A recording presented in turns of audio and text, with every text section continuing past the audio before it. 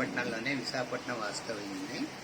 నేను ప్రయాగ సుబ్రహ్మణ్యం గారు, గోపాలు, ఇలా కొంతమంది, ఒక 10 మంది అందరం హనుమాన్ భక్తులు అందరం కలిసి ఒక 12 సంవత్సరాల క్రితం వైజాగ్లో ఎక్కడా లేక స్నానం చేసే ఆంజనేయ స్వామి విగ్రహం విశాఖపట్నంలో మీరు గమనిస్తే ఎక్కడా ఉండదు.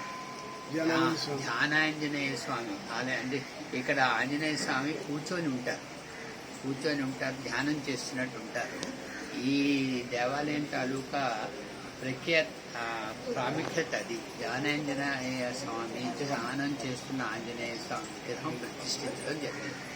గత 12 సంవత్సరాలుగా ఒక పుష్కర కాలం రెగ్యులర్ ప్రతిసారి హనుమత్ జయంతి వైభవంగా చేస్తూ ఉంటారు. మా అర్చకులు జగన్నాథ్ శర్మ గారు పొద్దున్నంతా ఇక్కడ అభిషేకాలు, యజ్ఞం, తర్వాత హోమం అన్నీ జరిగాయి.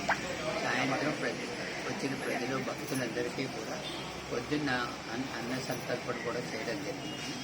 ఇప్పుడు వచ్చిన వాళ్ళందరికీ కూడా ప్రసాదాలు ఇచ్చి దేవుణ్ణి తరఫున హనుమంతుడి తరఫున అందరికీ ఆయన దీవెనలు వచ్చేటట్టు పూజలు అన్నీ కూడా జరుపుతారు. ఇది పర్టికులర్ ఈ ఏరియాలో మనకి విశాఖపట్నంలో చాలా ఆంజనేయ స్వామి టెంపుల్స్ ఉన్నా కూడా ఈ ప్రాంతంలో ఈ ధ్యానాంజనేయ స్వామి రూపంలో ఆంజనేయ స్వామి మనకు ఉండడం మా అందరికీ అదృష్టం. మేము చేసుకున్న పూర్వజన్మలో చేసుకున్న ఈ ధ్యానాంజనేయ స్వామి దేవాలయం అండి.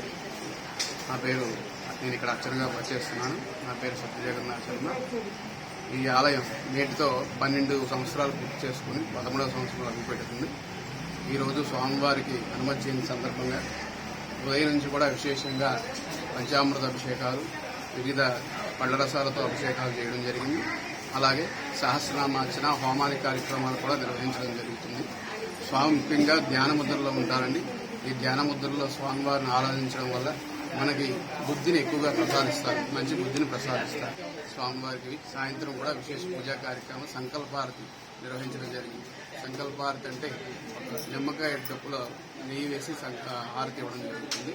అది మన చేసుకున్న సంకల్పం సిద్ధిస్తుంది.